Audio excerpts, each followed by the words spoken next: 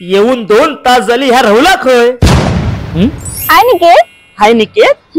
मग तुका भेटूक व्हाय ना म्हणून काल विदाउट तिकीट मत्स्यगंधेतून प्रवास करून मी आज सकाळी हाय पोहोचले मुंबईत. तुका काय त्याचा 1 तास उशीर झाला तुका. मेल्या हे मुंबईत ना मी आत्याकडे नव्हतोय, स्वतःच्या घरात नाही. तिका मॅनेज करून येऊचा लागता आणि ती ना पक्की कैदासी नाही म्हणून तुका सांगत होते हाय मुंबईत राहा की मग आपण दोघे एकत्र राहू. मुंबईत राहा की आणि हाय येऊन मी काय करू काय.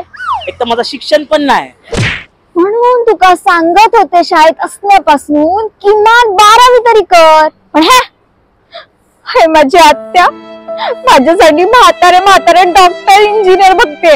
अर्ध टक्कल झालेलं. तुझं अर्ध टक्कल व्हायच्या आधी काहीतरी कर. आता काहीतरी करूकच होया. कर मेल्या. पण त्या अगोदर हे खडखडे लाडू खा. तुझ्या साशीन पाठवलेत. अय्या खडखडे लाडू.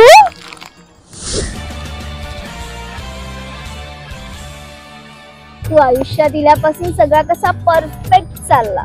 अगं मी परफेक्टच असं आहे. बरा डेटिंग करून आता 2 महिने होतील. जरा आता लग्नाचं बघूया.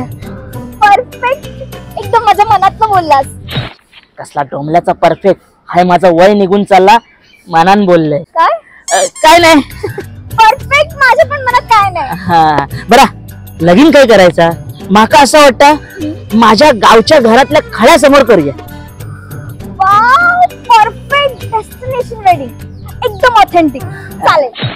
कसला डोंबल्याचा ऑथेंटिक हाय. हॉलला देऊच्या ऐवजी खळ्यात केलेला बरा एकदम फुकट.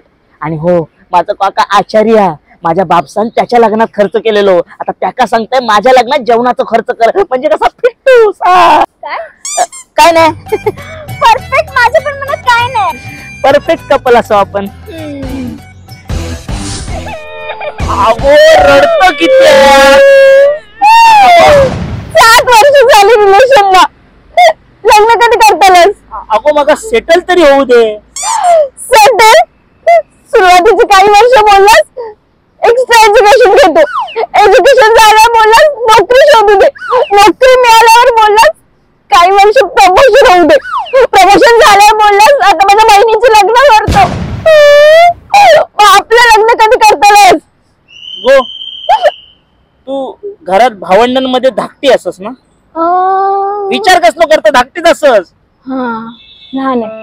मग तू काय ना घरात त्या करत्या सवरत्या मोठ्या भावाचं दुःख नाही कळतला.